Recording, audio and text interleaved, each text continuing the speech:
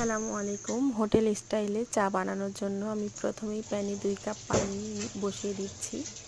সাথে দিয়ে দিচ্ছি 1 টেবিল চামচের মতো চাপাতি।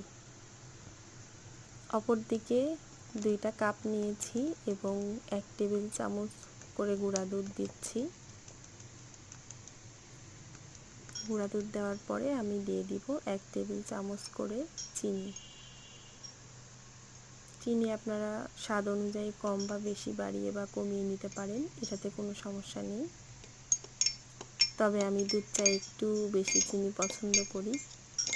র চায়ে চিনি কম হলেও সমস্যা হয় না, তবে দুধ চায়ের চিনির যে কম্বিনেশনটা এটা আমার কাছে একটু বেশি পছন্দের। এই তো আমার চা পাতার কালারটা অনেক সুন্দর চলে আসছে, সাথে বলক উঠে গেছে। এখন আমি ঢালিয়ে দিব কাপে। আমি চা পাতা সহই ঢালার চেষ্টা করি, কেননা আমার চায়ের যে ফ্লেভারটা এটা আস্তে আস্তে বের হয়, এটা আমার খুবই পছন্দের। আপনারা চাইলে চা পাতাটা ছেঁকে নিয়ে নিতে পারেন, হোটেলে সাধারণত ছেঁকেই দেয়। এই তো আমার খুবই সহজে ইজিভাবে দুধ চা রেডি। হোটেলে এভাবেই সার্ভ করে, আপনারা এভাবে করবেন, আশা করি ভালো লাগবে।